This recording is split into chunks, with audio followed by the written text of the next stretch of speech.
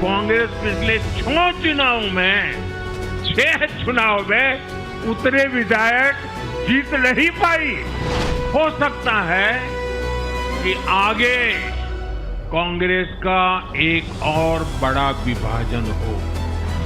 बिहार ने बंगाल में भाजपा की विजय का रास्ता भी बना दिया है।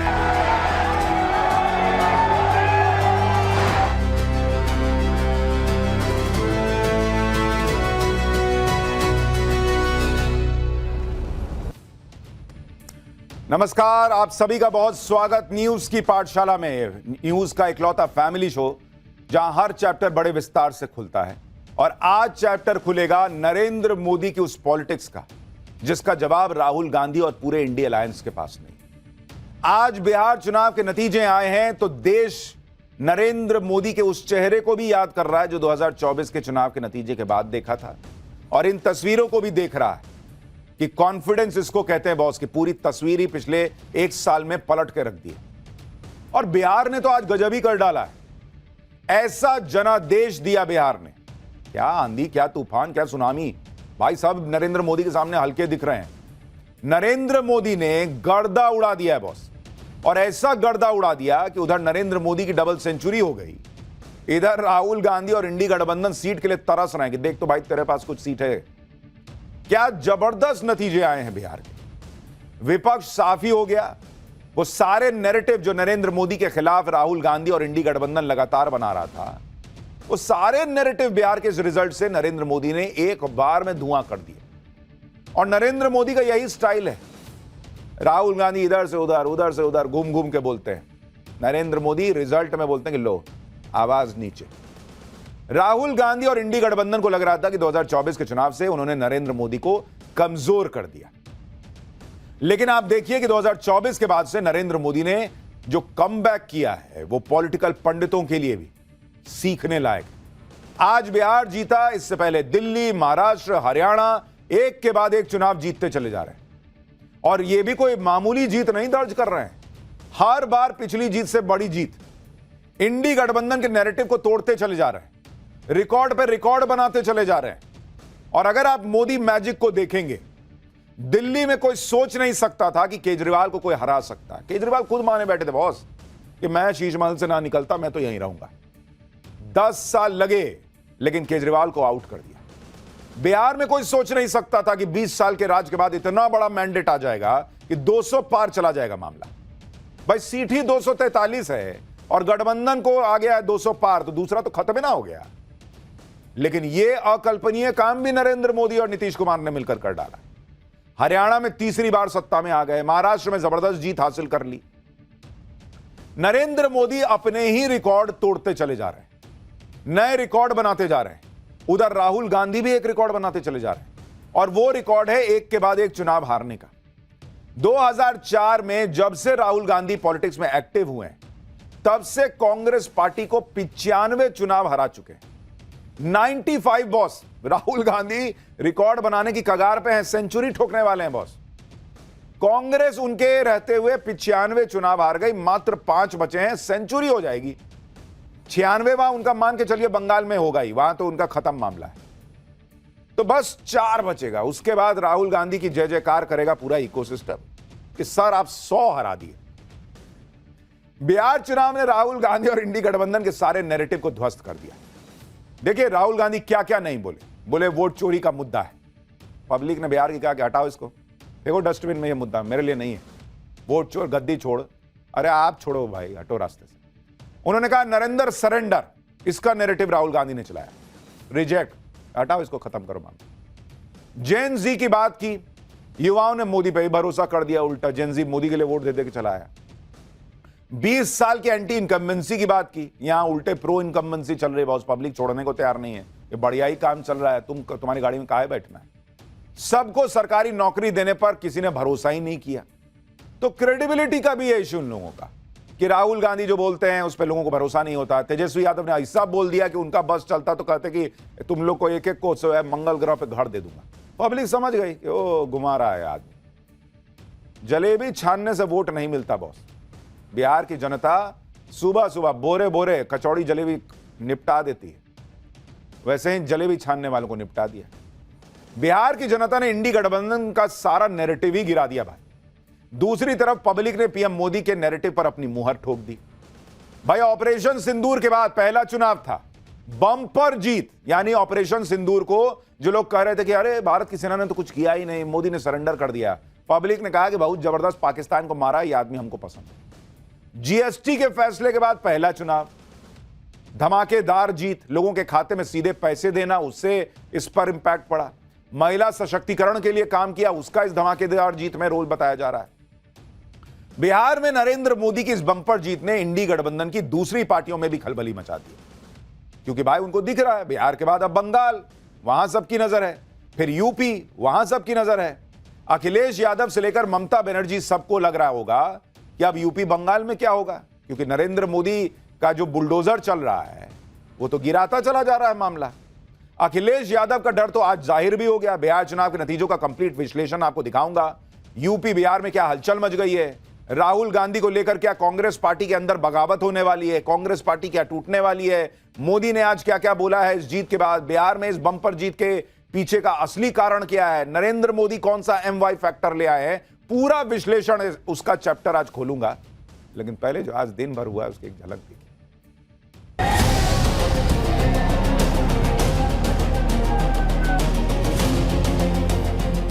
गर्दा उड़ा दिया,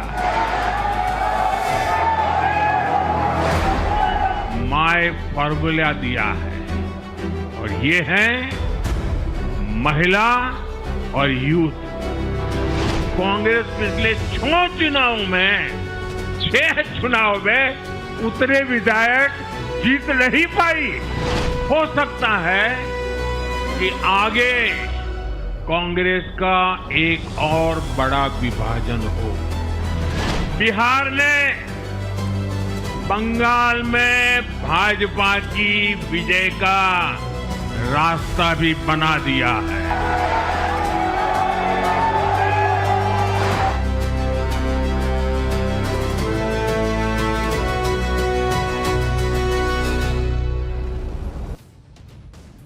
बिहार में जबरदस्त जीत के बाद आज प्रधानमंत्री नरेंद्र मोदी बीजेपी के हेडक्वार्टर पर पहुंचे।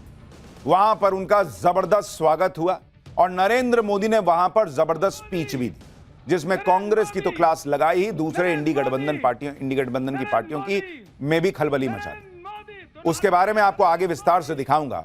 लेकिन पहले देखिए कि नरेंद्र मोदी आज जब बीजेपी के हेडक्वार्टर गए तो कैसे गमछा लहरा रहे थे। ऐसा नहीं है कि चुनाव में कर दिया, भूल गए। उन्होंने वो जो बिहारी स्टाइल है गमछा लहराने का, देखो भाई बिहार में गर्दा उड़ा दिए, वो वाला हिसाब आज नजर आया। नरेंद्र मोदी ने आते ही कह दिया कि बिहार में आज गर्दा उड़ा दिए। और ये नरेंद्र मोदी का स्टाइल है, वो समझते हैं कि जेनजी कैसे कनेक्ट होता है, जहां चुनाव लड़ रहे हैं उससे कैसे कनेक्ट होना है, वहां की भाषा क्या है, वहां की लिंगो क्या है। राहुल गांधी तो है हवाई मामला, उनके बारे में आगे बताऊंगा। लेकिन आप देखिए नरेंद्र मोदी बहुत दिनों से चुप थे, वोट चोरी की बात सुन रहे थे, नरेंद्र सरेंडर की बात सुन रहे थे। आज जब बिहार का रिजल्ट आया और उसमें राहुल गांधी बाकी सब बह गए, दिख नहीं रहे हैं, तब नरेंद्र मोदी ने चुन चुन के जवाब दिया और ऐसी क्लास लगाई कि कांग्रेस और इंडी गठबंधन के कान से धुआं फेंक दिया होगा। नरेंद्र मोदी ने राहुल गांधी को बता दिया कि जेनजी करने से जेनजी साथ नहीं आता है। बिहार के युवाओं ने राहुल गांधी पे भरोसा नहीं किया, मोदी पे भरोसा किया है। पीएम मोदी ने वोट चोरी का राग गाने वाले राहुल गांधी को बता दिया कि चुनाव विजन से जीते जाते हैं, नेगेटिव पॉलिटिक्स से वोट नहीं पड़ता है। पीएम मोदी ने विपक्ष के वोट चोरी के आरोपों की यह कहकर हवा निकाल दी कि विपक्ष ने एक भी रीपोलिंग की अपील नहीं की। पीएम मोदी ने राहुल गांधी को भी चेता दिया कि ऐसा ही चला तो फिर से कांग्रेस में विभाजन हो जाएगा। उन्होंने ममता बनर्जी को भी वार्निंग दे दी कि बंगाल में भी जंगल राज को उखाड़ फेंकेंगे। सुनिए वोट चोरी चिल्लाने वाले विपक्ष को आज नरेंद्र मोदी ने कैसे इस जीत के बाद तगड़ा जवाब दिया। कांग्रेस की राजनीति का आधार अब सिर्फ और सिर्फ नेगेटिव पॉलिटिक्स हो गया है। कभी चौकीदार चोर है का नारा, संसद का समय बर्बाद करना, हर इंस्टीट्यूशन को अटैक करना, कभी ईवीएम पर सवाल, कभी चुनाव आयोग को गाली, कभी वोट चोरी का मनगढ़ंत झूठा आरोप, देश के बजाय देश के दुश्मनों के एजेंडे को आगे लाना। कांग्रेस के पास देश के लिए कोई पॉजिटिव विजन नहीं है। यही नेगेटिव पॉलिटिक्स है कि राहुल गांधी ने कांग्रेस को तो डुबाया ही, वो इंडी गठबंधन को भी डुबा चुके हैं। और यह बात राहुल गांधी की कांग्रेस पार्टी और कांग्रेस के साथी जितना जल्दी समझ लेंगे, एक आदमी होता है कि जो छुए सोना कर देता है। राहुल गांधी में गजब का हुनर है, वो जो छूते हैं उसको कूड़ा कर देते हैं। तो जो इस बात को जितना जल्दी समझेगा, राहुल गांधी से दूर रहेगा, कांग्रेस पार्टी की इस नेगेटिव पॉलिटिक्स से दूर होगा, वो शायद कमबैक कर पाएगा। आप बिहार में इनका स्ट्राइक रेट देख लीजिए और नरेंद्र मोदी नीतीश कुमार का स्ट्राइक रेट देख लीजिए, आपको मामला ही समझ में आ जाएगा। जैसे अगर मैं आपको बिहार की बात बताऊं कि बिहार में क्या हुआ, आपको पूरा गणित और केमिस्ट्री दोनों समझाऊंगा अगर आप स्ट्राइक रेट देखिए, क्योंकि इसी स्ट्राइक रेट में कहानी दर्ज है बॉस कि बिहार में असल में हुआ क्या है। इसको जरा आप देखिए। अगर आप देखेंगे चुनाव लड़ा कितनी सीट पर, जीता कितना, और अगर स्ट्राइक रेट देखेंगे जैसे होता है कि भाई कितने बॉल पे रन बनाए, उसका हिसाब अगर आप देखेंगे तो बीजेपी कितने सीट पर चुनाव लड़ी। बीजेपी जो है वो चुनाव लड़ी 101 सीट पर, ठीक है, और बीजेपी जीती कितना सीट, 90 सीट जीती है बॉस। तो ऑलमोस्ट 89% का स्ट्राइक रेट है। इसी तरह से आप गठबंधन में जेडीयू को देखिए, जेडीयू भी 101 पे लड़ी, जेडीयू 84 जीती, उसका स्ट्राइक रेट आप देखिए 83% है। और यह होना ही था क्योंकि भाई जो पिछले बार बिखराव हुआ था चिराग के जाने से, वो नहीं हो पाया। इधर आप कांग्रेस का हाल देखिए बॉस, राहुल गांधी भर दुनिया में घूम रहे हैं कि मैं ही जो है इस देश को बचा सकता हूं। आप देखिए कांग्रेस 61 सीट पर लड़ी, जीती कितनी है, 6। इनका स्ट्राइक रेट है 9% का बॉस। यहां एक को 89 नंबर आ रहा है एग्जाम में, एक को 83 नंबर आ रहा है, दूसरे को आ रहा है 9 नंबर, डबल डिजिट में मामला नहीं पहुंच रहा है, और वो आदमी चाहता है कि मैं देश का प्रधानमंत्री बन जाऊं। पब्लिक आपको मानिए नहीं रही है। आरजेडी को आप देखिए, इनके चक्कर में आरजेडी का भी क्या हाल हुआ। आरजेडी 143 सीट पे लड़ी। कई लोग कह रहे हैं आरजेडी का वोट शेयर ज्यादा क्यों, अरे भाई ज्यादा सीट पे लड़े हैं, जीती है 25। तो इनका स्ट्राइक रेट अगर आप देखेगा तो 17%। अरे भैया जो एग्जाम में 40% चाहिए होता है पास होने के लिए, उसका आधा भी ये लोग नहीं लाए। बिहार में कांग्रेस की ऐसी हालत देखकर आज नरेंद्र मोदी ने कांग्रेस की क्लास लगाई। सुनिए एक बार पीएम मोदी ने क्या कहा है, फिर आपको बताता हूं कि इस जीत के पीछे जो MY फैक्टर है नरेंद्र मोदी वाला, वो कितना बड़ा फैक्टर है। आज ही के दिन सिर्फ एक चुनाव में हमारे जितने विधायक चुने गए हैं, कांग्रेस पिछले 6 चुनाव में, 6 चुनाव में उतने विधायक जीत नहीं पाई। कांग्रेस और इंडी गठबंधन बार बार हार रहा है, लेकिन इनकी नेगेटिव पॉलिटिक्स खत्म नहीं हो रही। आज बिहार के रिजल्ट पर भी ये लोग वैसी बातें कर रहे हैं, इसके बारे में आगे दिखाऊंगा। ये लोग सेटबैक के बाद भी सीखने को तैयार नहीं होते।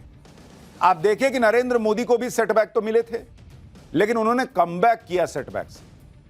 आप याद कीजिए 2024 में जब लोकसभा चुनाव का रिजल्ट आया था तो नरेंद्र मोदी का चेहरा कैसे उतरा हुआ था। पब्लिक भूल सकती है वो चेहरा। ये चेहरा पब्लिक भूली नहीं थी कि कैसे नरेंद्र मोदी के चेहरे पे दिख रहा था कि उन्होंने 240 एक्सपेक्ट ही नहीं किया था। जो वोट चोरी करेगा 240 लेगा, ऐसा चेहरा उतरेगा उसका। नरेंद्र मोदी के उस हाव भाव की बहुत चर्चा हुई थी। पब्लिक को गिल्ट फीलिंग हो रही थी कि भाई इस आदमी के साथ ऐसा कैसे कर दिया आपने। जहां जाइए लोग कहते थे बाप रे, अयोध्या में जो है बीजेपी हार गई, अरे बाप रे, मोदी को हमने 240 दिया, पाप हो गया। लोग ऐसा बोलते थे। लोग नरेंद्र मोदी का चेहरा भूल नहीं पाए, और उस चेहरे का नतीजा था, ये चेहरा लोगों के मन में बैठ गया कि भाई 400 पार नहीं कराया, 240 पर रोका, तो ऐसा नरेंद्र मोदी का चेहरा देखना पड़ा। जो आदमी जो है वो छुट्टी ना ले, काम पे काम, बोल्ड डिसीजन ले, देश को नए मकाम पे ले जाए, उसके ऐसा हमने चेहरा कर दिया। वो जो सेंटिमेंट नरेंद्र मोदी के साथ आया, उसमें एक के बाद एक नरेंद्र मोदी को जीत मिलती चली। वो एक बहुत बड़ा फैक्टर रहा। वही एक लौता फैक्टर नहीं है, लेकिन वो एक बड़ा फैक्टर। पब्लिक को लगा कि मोदी का साथ न देकर गलती कर। फिर हरियाणा, महाराष्ट्र, बिहार, हर जगह वोटर इस बात पे नहीं सोया रहा कि ना जीतिए रहे होंगे। सबने ये ठान लिया कि जीत रहे हैं हार रहे हैं हमको फर्क नहीं पड़ता, मैं तो अपना वोट डालने जाऊंगा। तो जो 400 पार वाली कसर थी वो भी एक तरीके से पूरी कर दी। पब्लिक सेंटिमेंट को इंडी वाले समझ ही नहीं पा रहे, और ये इनकी सबसे बड़ी कमजोरी है। आप देखिए कि जिन महिलाओं के लिए नरेंद्र मोदी और नीतीश कुमार ने इतना काम किया, भाई शौचालय दिया, गैस कनेक्शन दिया, बिजली घर में पहुंचाई, राशन दिया, रोजगार के लिए पैसा दिया।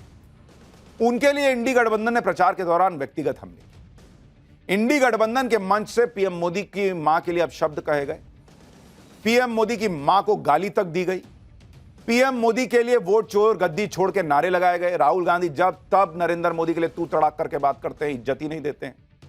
नीतीश कुमार की सेहत को लेकर ये लोग मजाक बनाए, रील बनाए, नीतीश कुमार पर व्यक्तिगत हमले किए।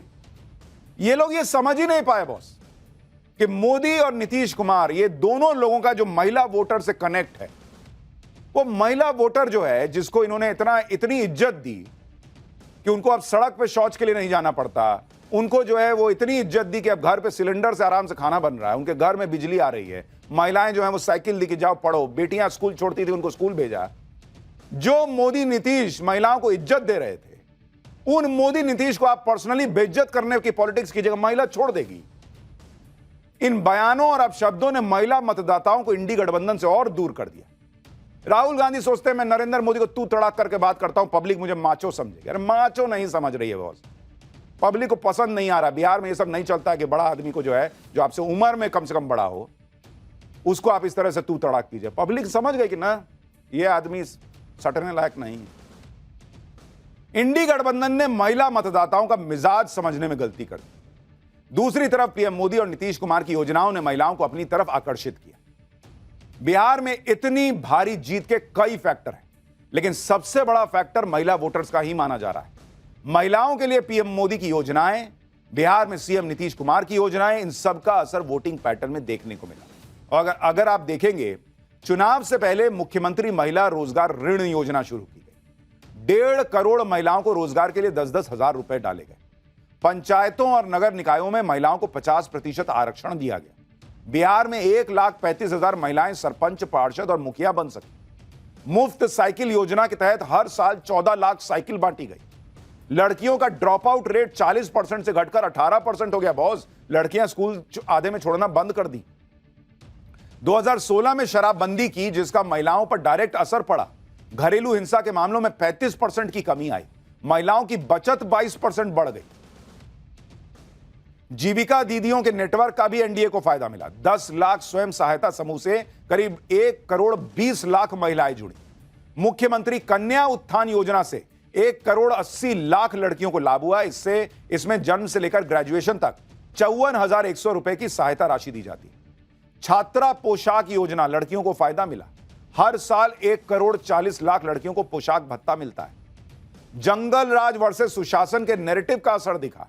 एनडीए ने लालू के दौर में जंगल राज की याद दिलाई, साथ ही 2005 के बाद सुशासन की बात की। लड़कियों को, महिलाओं को याद है कि घर से निकलना मुश्किल था। शाम में 6 बजे लड़की घर ना आए लालू जी के राज में तो घर वाले फोन करते थे, परेशान हो जाते थे। फोन तो उस वक्त उतना नहीं होता था, परेशान हो जाते थे लोग कि अरे बेटी घर नहीं आई, अरे बहू घर नहीं आई।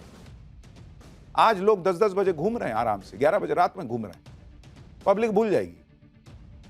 तो वो महिलाओं का कनेक्ट था। और इसीलिए अगर आप देखेंगे, पूरा खेल अगर इस चुनाव में इस मैसिव विक्ट्री के पीछे कोई है तो महिला वोटर है।